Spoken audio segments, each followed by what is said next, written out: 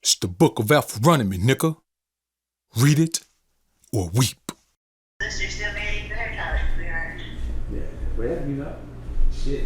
You know what that means? I don't believe in their friends turning to love and shit. That shit don't happen either. You know, the dynamic isn't right. Like, once we're fucking best friends, that shit don't turn into like a loving relationship, an intimate relationship in real life. The dynamic is too different. The energy is too different. So that's some of that. I think y'all been seeing that shit on like Lifetime movies or some shit. Somewhere. Because it's not reality. But wouldn't you want your lover to be your friend? No, I want my lover to be my lover. I don't want to love my friend like that. I want my lover to be my lover, and I want my lover to have her own fucking friends. I want us to do shit that's specific to us, not some shit that she would ever do with somebody that's just a friend. I don't want to be friends. Let's not be friends. We're deeper than friends. We got to be fucking partners. Friends, there's always somebody that a friend might put before your ass. So we got to be partners. Partners don't do that shit. We're in this shit together. If I lose, you lose. If I win, you win. So no, I don't want my lover to be my friend. Of course not.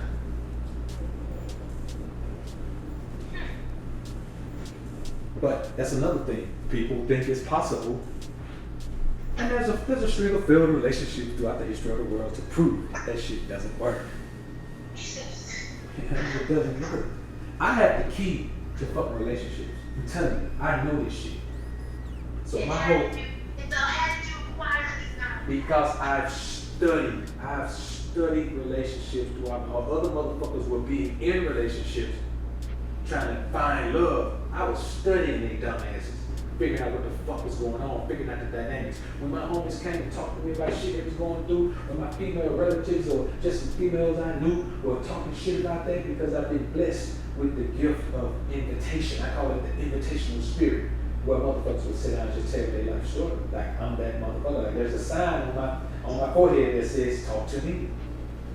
And I heard a bunch of shit. And there are some similarities in every single failed relationship. And one of those is not being compatible in the beginning. That's actually the most consistently recurring one. That shit happens every single time a relationship fails. They always start like that. And either somebody overlooked it, or somebody tried to change, or somebody tried to wait for somebody to change, or some shit like that. It's pretty much the same result. It's gonna be fucked up in the long run. So I know this shit. So this is the thing. That's why I'm in no rush to be in a relationship. Because the woman I'm in a relationship with, she gonna be fucking shit. Her fucking life gonna be high every day. She ain't gonna even need to blow trees in there. She gonna be fucking high every day because I know how the fuck to make her high every day. It's not a difficult thing to do, but it takes some compatibility to do it. She has to think I'm the best fucking thing since sliced bread. Like, she has to truly believe that before I was born, motherfuckers couldn't make sandwiches. You know, without that level of compatibility, anything can come between two people. Anything can. Once the novelty wears off, relationships become a struggle if the two people aren't compatible. You know, on some yin and yang shit. Yes, I do believe in the yin and yang. Yeah, and so, you know, if that shit's not, it has to be that. It has to be that.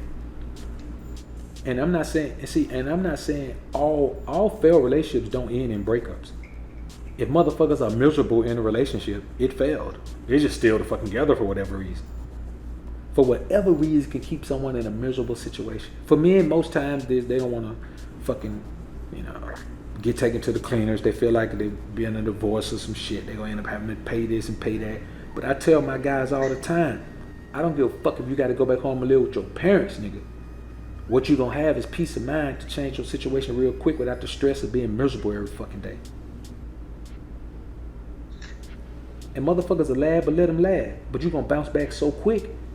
And every time you see them, you shine on their ass. Don't fuck with them no more, but you shine on their ass till you blind them. And then you dip. but live your life, man. And this is what this shit is about. He got to be good. So, you know, Oh. so you know, I'm an expert at this shit, Shawty. I'm an expert at this shit, man. Like,